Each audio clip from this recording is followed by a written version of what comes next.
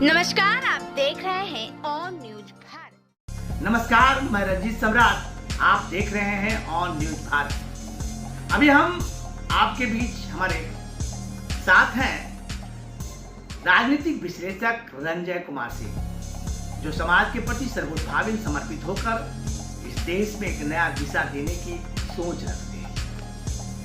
आज हमारे देश के मणिपुर राज्य में जिस तरह से हिंसा हो रही है और हिंसा के बाद तमाम राज्यों के छात्र छात्राओं को काफी परेशानियों का सामना करना पड़ रहा है। इसी मुद्दों से आपको हम रूबरू कराते हैं, आखिर क्यों हिंसा हो रही है और हिंसा के तह में क्या है। इन तमाम बातों से हम रूबरू कराते हैं। हमारे साथ हैं रंजय सिंह और बताएंगे हिंसा में आखिर चूक कहाँ हुआ है और किन कारणों से हिंसा हुआ है। इन तमाम बातों से आपको रूबरू कराते हैं। क्या रंजय जी क्या कहना चाहेंगे, मणिपुर में जो हिंसा हो रही है, हिंसा के पीछे राज क्या है? पहले तो मैं आपके सारे दर्शकों को अभिवादन करना चाहूँगा जो सुन रहे हैं। मणिपुर का हिंसा एक ज्वलंत मुद्दा है, जो सिर्फ मणिपुर का नहीं है। आज मणिपुर में शुरुआत है। मणिपुर का हिंसा भारत के लिए एक बुरा चैप्टर है। मणिपुर में जो मैतेई समाज है, बहुसंख्यक के रूप में है और उसी समाज के अभी वर्तमान सीएम है। पहले भी उसी समाज का दबदबा रहा है और जिस राज्य का सीएम, जिस राज्य का मुखिया जातिवाद पे उतर जाए तो उस राज्य का क्या हो सकता है। देखिए रंजय जी, आपने कहा कि मैतेई समाज से जो वहाँ के मुख्यमंत्री हैं, भाजपा के मैतेई समाज के जो मुख्यमंत्री हैं एन बीरेन सिंह, उन पर ये आरोप लग रहा है कि मैतेई समाज को जो है एसटी का दर्जा दिए और इसी के कारण ये जो हिंसा का आग सुलग रही है। मैं वही बात बोलना चाह रहा हूँ। जिस पूरे राज्य के लोगों ने वोट किया, भारत एक संवैधानिक देश है, उसमें मणिपुर में भी संविधान लागू होता है। हमारा भारतीय संविधान मणिपुर में भी लागू होता है और मणिपुर में मैतेई समाज बहुसंख्यक है और बहुसंख्यक समाज होने के कारण उसी समाज से सीएम की चुनाव हुई, सीएम बने। एन बीरेन सिंह सीएम बने। सीएम बनने के बाद जो आदमी पंच के कुर्सी पर बैठता है, जब पंचायत करने निकलेगा तो उसको बराबर भाव रखना चाहिए, लेकिन नहीं। एन बीरेन सिंह जातीय रोग से ग्रसित है। ये मैतेई समाज को छोड़ के किसी को देखना ही नहीं चाहते हैं। वहाँ कुकी है, नागा है, अन्य लोग हैं। उनके बाद मैतेई समाज का राजनीतिक दबदबा रहा है, आर्थिक दबदबा रहा है, जमीन उसके पास ज्यादा है।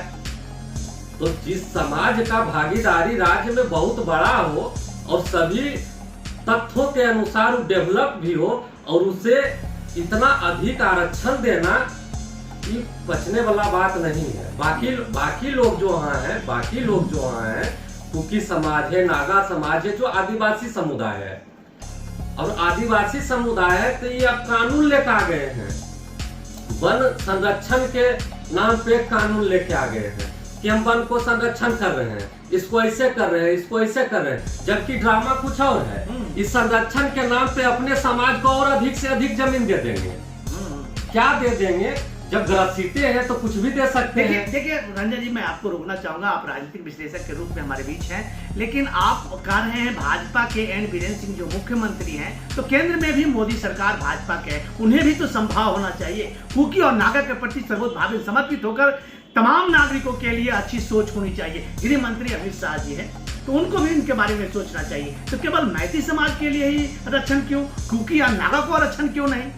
वही तो मैं बोलना चाह रहा हूँ, वही बात मैं आपको समझाना चाह रहा हूँ कि कुकी और नागा समाज को जब दिखने लगा कि इस राज्य से हमारी पलायन हो जाएगी, हमको भगा दिया जाएगा, यहाँ हमारा कुछ रहने ही नहीं दिया जाएगा। जो आदमी जंगल में रह रहा है, जिसका दिनचर्या जंगल से शुरू होता है, जंगल में खत्म होता है, उसके लिए वहां विकास का कोई बात नहीं होके और उसको भगाने के माने उसको भगाने का जो काम किया जा रहा है वन संरक्षण के नाम पे, वन कानून के नाम पे, और मैतेई समाज को जिस तरह से बढ़ावा दिया जा रहा है इसमें, और मोदी जी तो कहते हैं डबल इंजन की सरकार है। देखिए, सबका साथ सबका विकास का उनका नारा है, तो फिर कुकी और नारा के साथ नारा उनका जो है डायलॉग है, नारा नहीं है, ये डायलॉग चुनावी डायलॉग है।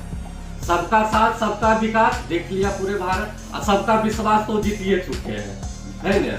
इतना लोग विश्वास कर रहा है कि मैंने उसका कहना ही नहीं है। लेकिन मोदी जी जब चुनाव में जाते हैं किसी राज्य में प्रचार करने के लिए, तो वो कहते हैं कि डबल इंजन की सरकार बनाओ।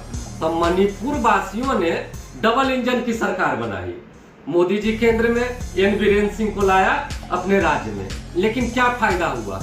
मरने के लिए लाया था, जलने के लिए लाया था, आरक्षण के नाम पे अपने आप को शोषण करवाने के लिए लाया था सरकार को। देखिए रंजन जी, मैं आपको कहना चाह रहा हूँ, मणिपुर की जो घटना है, मणिपुर की घटना से खास करके बिहार, उत्तर प्रदेश और अन्य राज्यों के जो छात्र छात्राएं वहां जा रहे हैं, वो काफी प्रभावित हैं।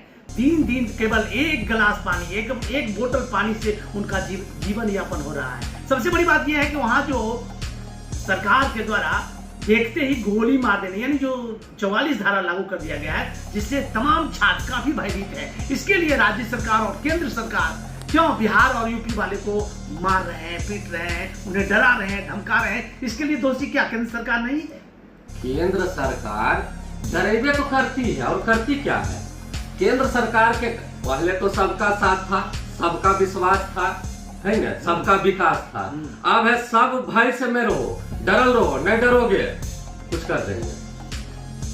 बहुत सारी घटनाएं हो रही है, बहुत सारी घटनाएं हो रही है। किसी को भी उठा के दिन दहाड़े इनकाउंटर कर दिया जाता है हमारे देश के किसी भी हिस्से से।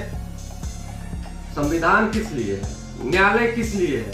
आप 144 धारा लगाए हैं, तो अन्य राज्यों के लोग जो वहां हैं उसका क्या दोष है? और या कुकी नागा जो आंदोलन किया है उसका क्या दोष है? आप मैतेई समाज को इतना आगे क्यों बढ़ाना चाहते हैं? आखिर राज का क्या है?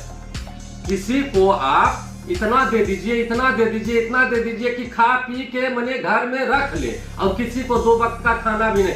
कुकी और नागा समाज की स्थिति अभी कितनी बुरी है, और उसको देखते के साथ गोली मारने का भी आदेश है। और ये भी बात तय है, जब मैतेई समाज के हित के लिए काम किया जा रहा है और मैतेई समाज से ही सीएम है, तो सीएम मैतेई समाज के लोगों को गोली मारने का आदेश देंगे नहीं।